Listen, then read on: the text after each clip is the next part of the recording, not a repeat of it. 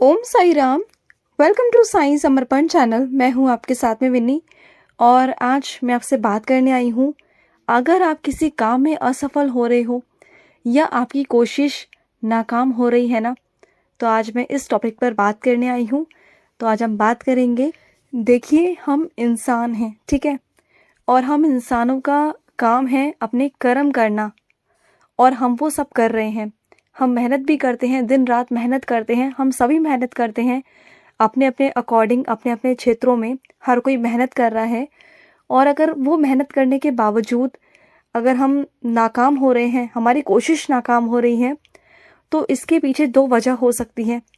पहली वजह तो ये कि जो हम करना चाह रहे हैं शायद वो हम ज़बरदस्ती कर रहे हैं, उसमें बाबा का कोई रोल नहीं है। बाबा नहीं चाहते कि हम वो करें, क्योंकि बाबा हमें उससे भी बेटर, उससे भी अच्छा कुछ देने वाले हैं, और हम ज़बरदस्ती उस काम को करने में लगे हुए हैं और हमें समझ नहीं आता। फॉर एग्ज़ाम्पल कि हम किसी चीज़ की तैयारी कर रहे हैं और बार बार हम उसमें असफल हो रहे हैं, बहुत बार, और कई सालों से हो रहे हैं, लेकिन हम फिर भी ज़िद पर अड़े हुए हैं कि नहीं, हमें तो यही करना है और चाहे कुछ भी हो जाए हमें तो ये चाहिए।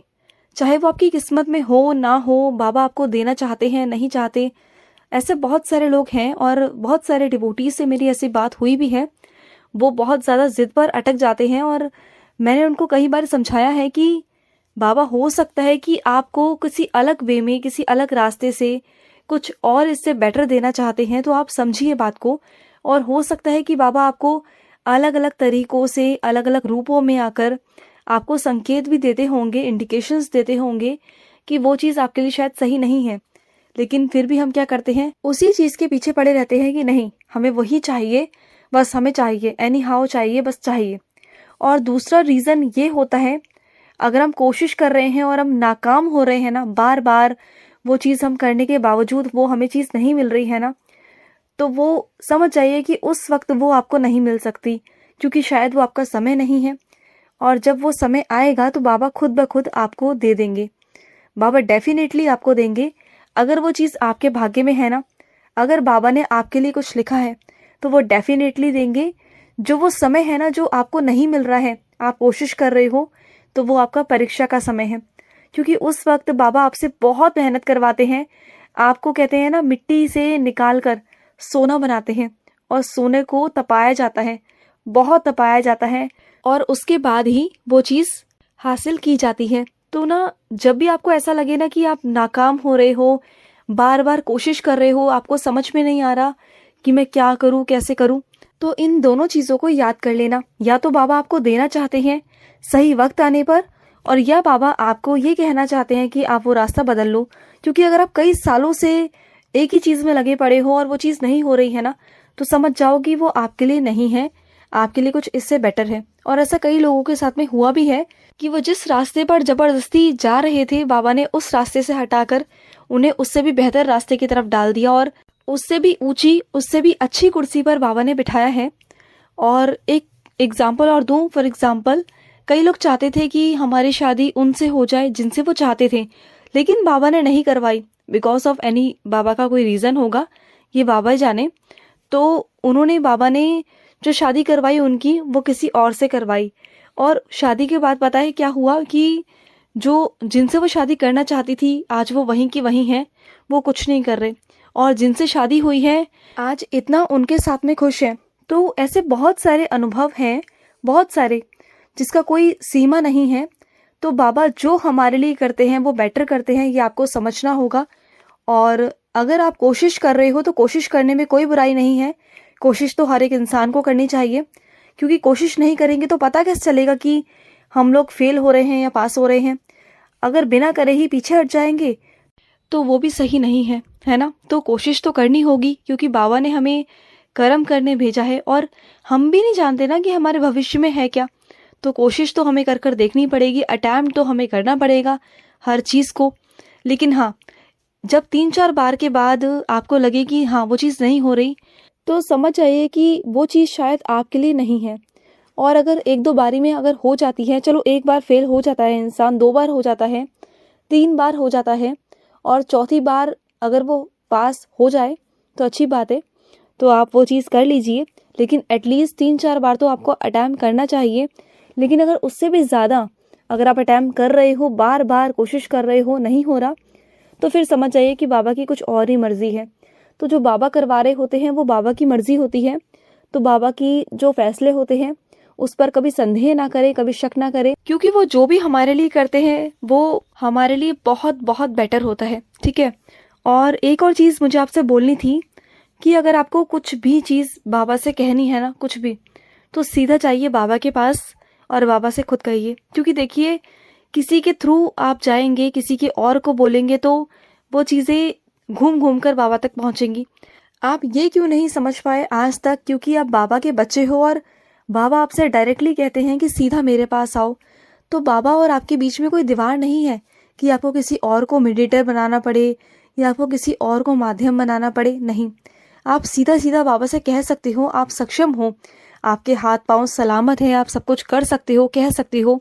तो सीधा बाबा से अपने बात कहो ना, सीधा अपने दुख, अपने कष्ट, अपने परेशानियां सीधा बाबा से कहो आप। क्योंकि ना, जब बाबा आपको आशीर्वाद देंगे तो डायरेक्ट आपको देंगे ना, खुशियां मिलेगी तो आपको मिलेगी ना। तो फिर किसी और से प्रार्थना क्यों करवाना, किसी और से क्यों कहना? तो सीधा बाबा से कहिए और बाबा पर पूरा विश्वास रखिए कि जो आपने कहा वो बाबा ने सुना। और डेफिनेटली बाबा सुनते हैं। अगर आप बाबा से कहोगे तो वो सुनेंगे और उस पर काम भी करेंगे। और बाबा को खुशी भी होगी कि मेरा बच्चा सीधा मेरे पास आया, उसे विश्वास है कि मैं सुन रहा हूँ और उसकी इच्छा को पूरी करूंगा। बाबा को आप एक सीमित मत समझिए, बाबा को एक आप लिमिट में मत रखिए, क्योंकि बाबा एक लिमिट नहीं है। बाबा अपार है, बाबा की कृपा अपार है। और बाबा को ये मत समझिए कि बाबा बहुत लोगों के बीच में तो हैं एटलीस्ट, लेकिन आपकी बातों को घूम घूम कर जाना ये सही नहीं है। आप डायरेक्ट जाइए बाबा के पास में। बाबा और आप जहाँ पर होना वहाँ कोई नहीं होना चाहिए, क्योंकि बाबा ने खुद कहा है कि मेरा भक्त और मेरे बीच में कोई नहीं आ सकता, कोई भी नहीं आ सकता। तो बाबा के पास आप डायरेक्ट जाइए, बाबा से डायरेक्ट बात करिए। कोई भी प्रॉब्लम हो, कुछ भी प्रॉब्लम हो, चाहे आपकी घर की प्रॉब्लम हो, बाहर की प्रॉब्लम हो, कुछ भी हो, बाबा से देखिए, आज तक कभी कुछ छुपा नहीं है, बाबा सब जानते हैं। तो सीधा बाबा के पास जाइए, बाबा से कहिए। और बाबा कोई संख्या में नहीं है कि जब आप जाप करते हो या आप माला करते हो तो आप लिमिट में करो। ठीक है, कि आपने 1 माला ही करनी है, आपने 2 माला ही करनी है। तो नंबर क्यों, काउंटिंग क्यों, ये जो गिनतियां हम करते हैं नाम जाप की, ये क्यों करनी है? तो क्या बाबा भी हमें आशीर्वाद गिन गिन कर देते हैं? नहीं ना।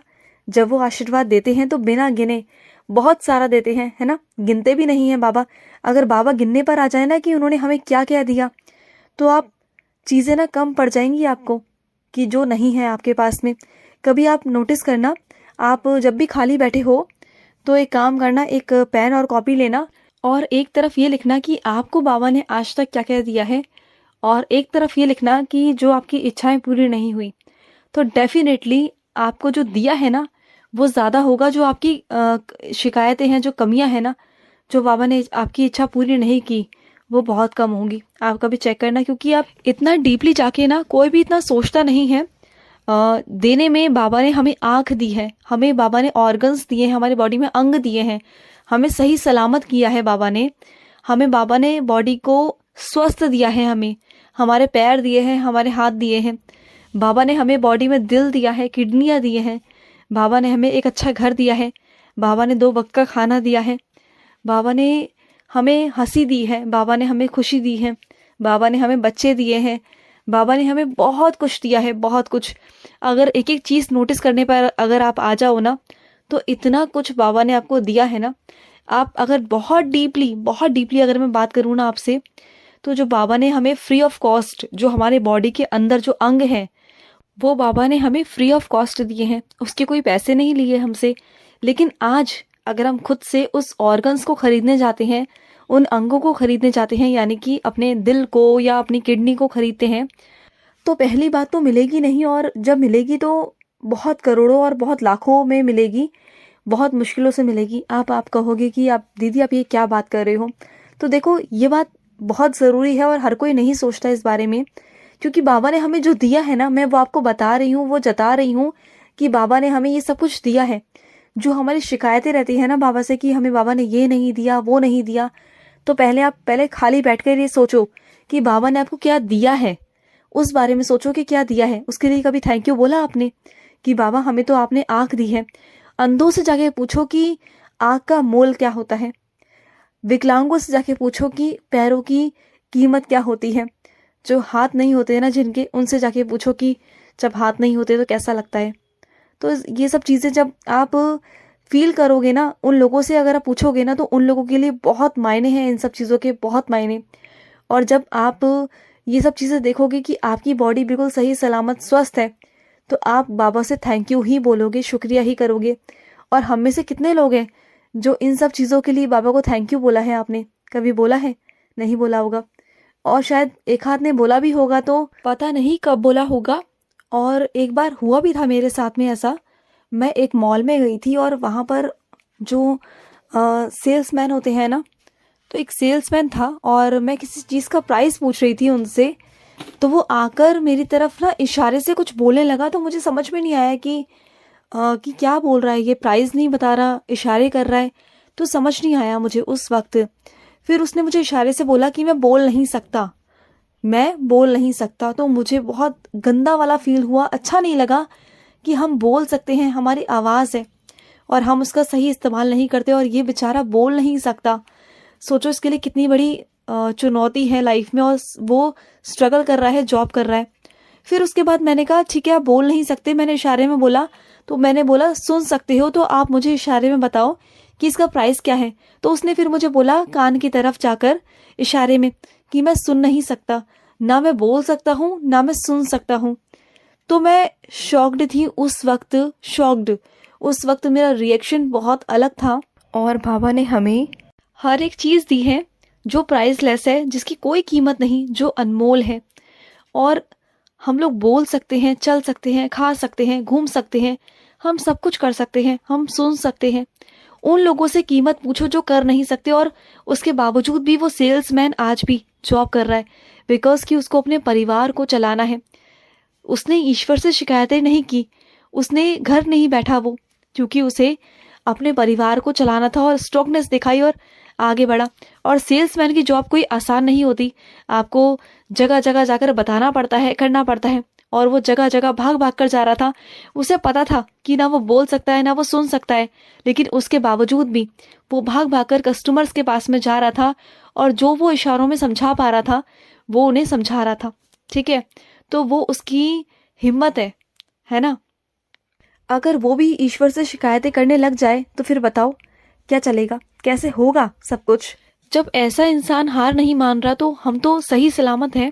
उसके बावजूद भी हम बाबा पर हमेशा ब्लेम करते रहते हैं, हमेशा शक करते रहते हैं कि बाबा आप ये नहीं कर रहे, वो नहीं कर रहे, हमें तो ये चाहिए तो चाहिए, बाबा आप कैसे भी करो हमें दो।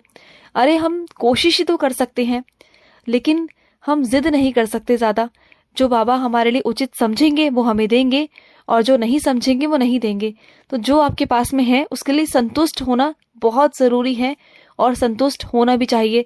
वही इंसान इस दुनिया में सुखी है जो संतुष्ट है। जो संतुष्ट नहीं है ना, वो लाइफ में कभी संतुष्ट हो ही नहीं सकता। मैं मान ही नहीं सकती, क्योंकि उसकी एक इच्छा जाएगी, फिर दूसरी इच्छा आएगी, दूसरी जाएगी तो तीसरी आएगी। तो बस यही बात है। और जो टॉपिक था उससे थोड़ा सा मैंने अलग आपको थोड़ा सा आज बोलने की कोशिश की।